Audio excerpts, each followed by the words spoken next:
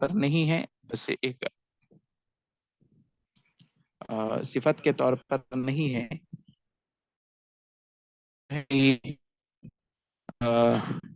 اس بنیاد پر ہے کہ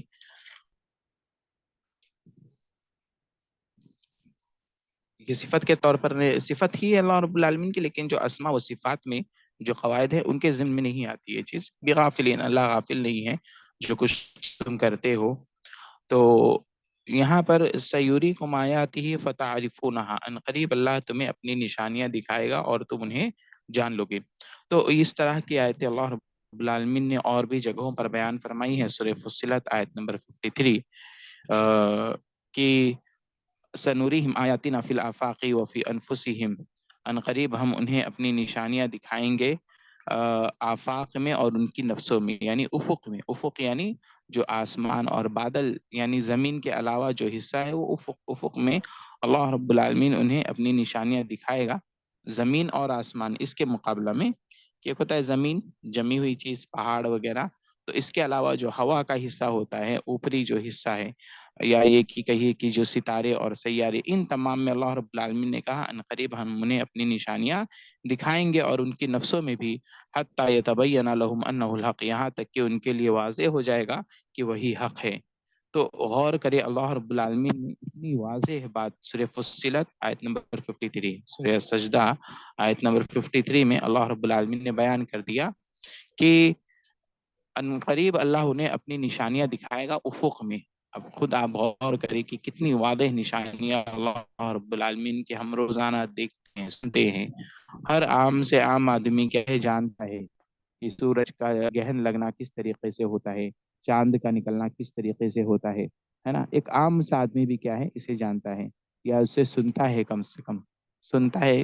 یا یہ کہ اس کے علاوہ اللہ رب العالمین کی بے شمار دوسری نشانیاں افق میں سیاروں اور ستاروں کی شکل میں موجود ہے. یہ سب کے سب اللہ رب العالمین کی بہت بڑی نشانی ہے جو ہمارے لیے واضح کرتی ہے کہ اللہ رب العالمین ہی ایک رب ہے اور اس کے علاوہ کوئی رب نہیں ہے.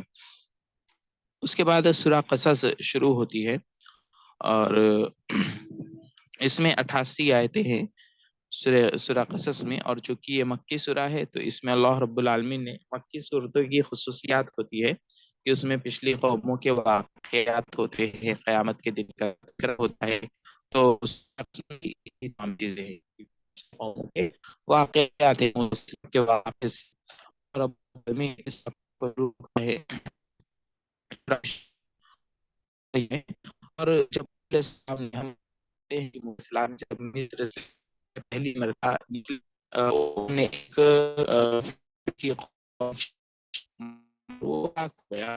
وہ ہلاک ہو گیا، اتنی زور سے مر لگی کہ وہ اس وقت موسیٰ علیہ السلام کو اس وقت موسیٰ علیہ السلام کو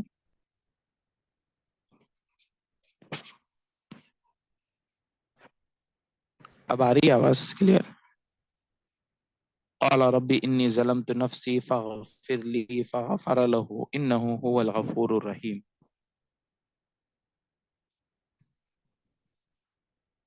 جی، تو جب موسیٰ علیہ السلام نے اسے مارا تو انہوں نے یہی دعا پڑھی اللہ رب العالمین سے، اپنے گناہوں کی مغفرت طلب کرتے ہوئے انہوں نے کہا ربی انی ظلمت نفسی فاغفر لی فغفر له، اے میرے رب میں نے اپنے نفس پر ظلم کیا ہے لہٰذا تو مجھے معاف کر لے. اور اللہ رب العالمین نے انہیں معاف کیا، بے شک وہ بخشنے والا رحم کرنے والا ہے.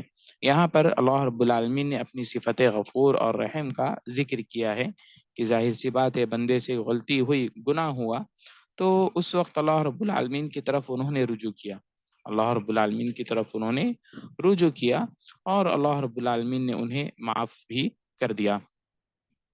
تو یہ آیت نمبر 16 میں 16 میں مکمل واقعہ گزرنے کے بعد یہ چیز آتی ہے کہ موسیٰ علیہ السلام نے معافی طلب کیا اور اللہ رب العالمین نے انہیں معاف کیا. پھر اس کے بعد موسیٰ علیہ السلام نے کہا ربی بما انعمت علی فلن اکون ظہیرا للمجرمین کہ اے میرے رب جو کچھ تو نے مجھ پر انعام کیا ہے کہ مطلب مجھے معاف بھی کر دیا، تو اب میں مجرموں کی کبھی مدد نہیں کروں گا، کیونکہ انہوں نے انجانے میں کیا ہے ایک مجرم کی مدد کی اور مظلوم کو मजलूम को मारा। तो अब जाहिर सी बात है गुनाह था, गलती थी। और मूसा अलैहिस्सलाम यही तमाम चीज़ें भी क़यामत के रोज़ याद करेंगे। क़यामत के रोज़ यही चीज़ अपने गुनाहों को याद भी करेंगे कि मैंने ये गुनाह भी किया है। तो इसलिए मूसा अलैहिस्सलाम ने यहाँ पर दुनिया में भी जब उन्हें एहसास हुआ कि मैंने गलती की है तो उन्होंने माफ़ी तलब की। और अल्लाह ने कहा कि अल्लाह रब्बुल आलमीन ने उन्हें माफ़ भी किया, बेशक वो बख्शने वाला, रहम करने वाला है। उसके बाद आयत नंबर 28 में है, आयत नंबर 28 में कि वल्लाहु अला मा नक़ूलु वकील, कि मूसा अलैहिस्सलाम और शुएब अलैहिस्सलाम के दरमियान जब ये बातचीत हुई कि कि मैं अपनी बेटियों में से किसी एक का निकाह, बाज़ लोगों ने शुएब अलैहिस्सलाम कहा है, बाज़ लोगों ने शुएब अलैहिस्सलाम कहा है, हालांकि अब वो कौन थे वल्लाहु आलम। लेकिन इब्न कसीर रहमहुल्लाह ने और इमाम शौकानी रहमहुल्लाह ने फ़थहुल क़दीर में इसी बात को तरजीह दी है कि मूसा अलैहिस्सलाम जब मिस्र से निकले थे तो शुएब अलैहिस्सलाम के इलाके में जाकर ठहरे थे।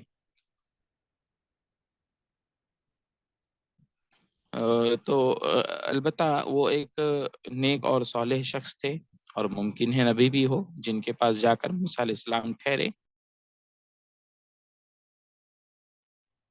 अ, जब मूसा अलैहिस्सलाम ने उसको हटाया, जो कुएं का ढक्कन था उसे हटाया, उनकी बकरियों को पानी पिलाया, और फिर उनकी बेटी ने मतलब ये देखा कि इस शख्स ने हमारी इतनी खिदमत की लेकिन कोई उजरत तलब नहीं की, कोई उजरत तलब नहीं की, तो पता चला कि एहसान में कभी भी उजरत का हमें ख्याल नहीं रखना चाहिए, तसव्वुर भी नहीं आना चाहिए कि लोग कहते हैं कि हमें उसके बदले में कुछ मिल जाए, इसका हमें कभी भी ख्याल नहीं होना चाहिए। तो क़ाल रब्बी इन्नी लिमा अंज़लत इलैया मिन खैरिन फ़क़ीर, मूसा अलैहिस्सलाम साये में जाकर बैठे हैं और उन्होंने कहा कि ऐ मेरे रब, जो कुछ तूने मेरी तरफ नाजिल किया है जिन भी भलाइयों को, मैं उन तमाम भलाइयों का मोहताज हूँ। फिर उसके बाद वो लड़की आती है और दोनों लड़कियों में से एक आती है और मूसा अलैहिस्सलाम को लेकर जाती है, और फिर वो उनकी पाक दामनी और उनकी निगाहों की हिफाजत को भी देखती है। तो उसके बाद शुएब अलैहिस्सलाम जब के घर जब जाते हैं, बातचीत होती है, तो शुएब अलैहिस्सलाम कहते हैं, जैसा कि मैंने कहा कि एक कौल की बुनियाद पर, इसलिए मैं शुएब अलैहिस्सलाम का नाम ले रहा हूँ, क्योंकि राजिह कौल वही मुनासिब मालूम होता है। तो शुएब अलैहिस्सलाम ने अपनी बेटियों में से एक का निकाह करवाया और कहा कि अब तुम्हारी महर ये है कि तुम 8 साल हमारी खिदमत करो, या 8 साल नहीं तो 2 साल और कर दो, 10 साल पूरे कर दो। तो मूसा अलैहिस्सलाम ने कहा कि अगर मैं दोनों में से जिस भी मुद्दत को पूरा करूँ, मुझ पर कोई सरकशी, मतलब मुझ पर कोई दबाव नहीं डाला जाएगा, मुझ पर कोई दबाव नहीं डाला जाएगा। वल्लाहु अला मा नक़ूलु वकील, और अल्लाह जानता है उस बात को जो हम कह रहे हैं, उस पर अल्लाह रब्बुल आलमीन निगरां है। अल्लाह रब्बुल आलमीन उन तमाम बातों पर निगहबान है। तो यहाँ पर ये वाक़या जो सूरह ताहा में आया था, वहाँ पर भी यही जुमला था, वल्लाहु अला मा नक़ूलु वकील। उसके बाद सूरह अनकबूत में आयत नंबर 58 में, आयत नंबर क़सस में, सूरह क़सस से चलिए, तो सूरह क़सस की आयत नंबर 58 में अल्लाह रब्बुल आलमीन का ये जुमला जिक्र है। ये आयत है, वकम अहलकना मिन क़रयतिन बतिरत मईशतहा, कि कितनी ही,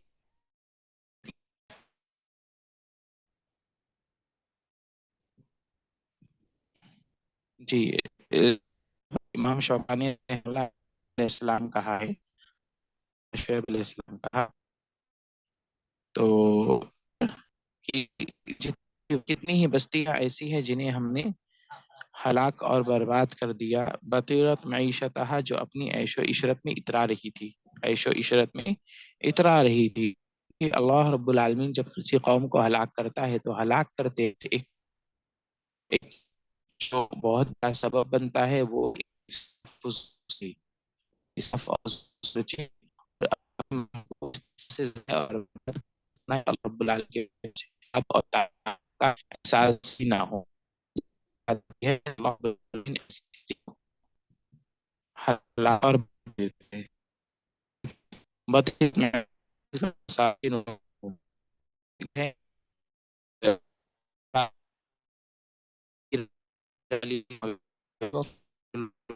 और ही के अल्लाह की आती है, वो की हलाकत के बाद हम क्या है उसके वारिस हो जाते हैं। वैसे तो अल्लाह रब्बुल आलमीन ही सब तमाम चीज़ों का वारिस है, मालिक हकीकत, लेकिन वारिस में अल्लाह रब्बुल आलमीन ने कहा कि जब वो बस्ती हलाक हो गई तो अब वो चीज़ें किसको देना है, उसके मालिक अल्लाह है। अल्लाह रब्बुल आलमीन जिस भी कौम को वहां भेजेगा, हो सकता है कोई मुसाफिर गुजरते हुए कोई सामान ले ले, या हो सकता है कोई काफिला आए और पड़ाव डाले और वहीं रह जाए, बसने लगे, तो अल्लाह रब्बुल आलमीन अपनी विरासत चाहे जिसे दे देता है, वरना हकीकी वारिस तो अल्लाह रब्बुल आलमीन ही है। यानी हकीकी मालिक यहाँ पर वारिस इस माना में नहीं है कि जो कौम चले गई फिर बाद वाला उसका वारिस होता है, अल्लाह तो मालिक ही है। लेकिन यहाँ पर वारिस इस माना में है कि अब चूंकि पहले इनके कंट्रोल में अल्लाह रब्बुल आलमीन ने दी थी, अब किसी के कंट्रोल में नहीं है तो किसके कंट्रोल में है, कौन उस पर निगरानी कर रहा है उन चीज़ों की। जिस बस्ती को अल्लाह ने हलाक किया उनके सारे सामान की हिफाजत निगरानी कौन कर रहा है, अल्लाह रब्बुल आलमीन कर रहा है।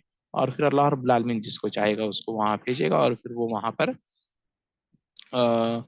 गुजर बसर करेंगे, जो भी जिस भी तरीके से हो सकता है फायदा उठाने की कोशिश करेंगे।